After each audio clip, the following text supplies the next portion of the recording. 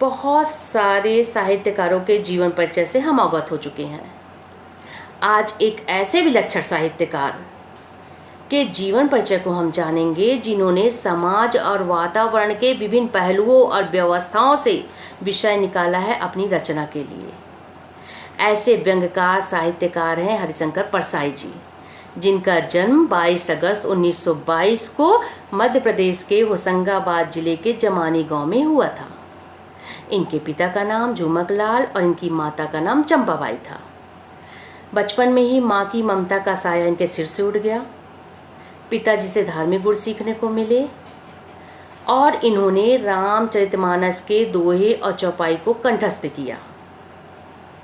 स्नातक तक की डिग्री मध्य प्रदेश कॉलेज से, उसके आगे हिंदी में एमए करने के लिए ये नागपुर विश्वविद्यालय चले गए। कुछ वर्षों बाद इन्होंने अध्यापन कार्य किया।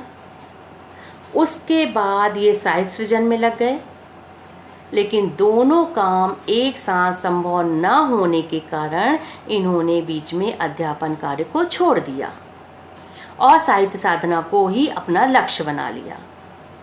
इनका जो व्यवहार था, खुशमिजाज, मिलनसार, संयम, सहनशील, बलिदान, त्याग, निडर से ये परिपूर्ण थे। इनका जीवन सादगीपूर्ण था।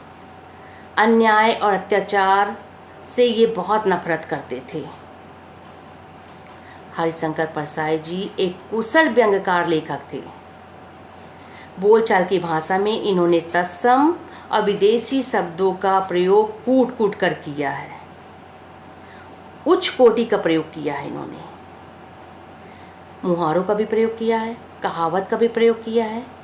इनकी जो रचनाएं हैं वो व्यंग्यात्मक शैली और विवरणात्मक शैली में है। ये अपनी व्यंग्यात्मक रचना के माध्यम से सामाजिक वास्तविकताओं को सामने लाकर खड़े कर देते हैं। लगातार खोखली होती जा रही सामाजिक और राजनीतिक व्यवस्था में जो पिस रहे हैं वो मध्यम वर्गीय लोग हैं। उनके मन की सच्चाई को ये अपनी रचना के माध्यम से सामने लाते हैं। इनकी व्यंग्यात्मक रचनाएं राजनीतिक कमजोरी, विसंगतियों, आडंबरों, झूठ, फरेब पर करारी चोट मारते हैं। इनकी अनेक रचनाएं हैं। सबसे पहली रचना पैसों का खेल 1945 में इन्होंने लिखा। सदाचार का ताबीज एक ऐसी रचना है जिसमें रिश्वत के लेन देन को इन्होंने उकेरा है। ये निबंधकार हैं, कहानीकार, उपन्यासकार, संस्मरण, सभी प्रकार की रचना इन्होंने किया है। इनकी जो कहानी है, हंसते हैं रोते हैं। उपन्यास रानी नागफनी की कहानी, निबंध तब की बात और थी, और भी बहुत सारे हैं।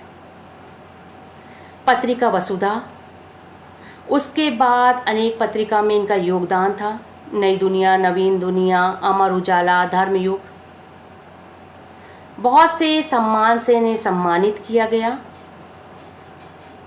विकलांग श्रद्धा का दौर 1982 में इस रचना के लिए इन्हें साहित्य अकादमी पुरस्कार से सम्मानित किया गया। मध्य प्रदेश सरकार ने इन्हें शिक्षा सम्मान से सम्मानित किया। साहित्य सेवा के लिए इन्हें पद्म उपाधि की दी गई। ऐसे महान व्यंग्यकार साहित्यकार हरिशंकर परसाई जी का जीवन संघर्षों से भरा जीवन है। 10 अगस्त 1995 को इनका निधन हो गया।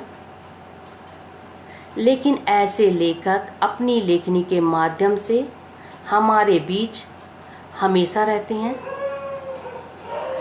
आज इनके जीवन परिचय से हमको यह सीखने को मिलता है कि सामाजिक वास्तविकताओं से हमें अनभिज्ञ नहीं होना चाहिए। तो आज इतना ही। एक छोटा सा संदेश, घर पर रहिए, सुरक्षित रहिए। धन्यवाद।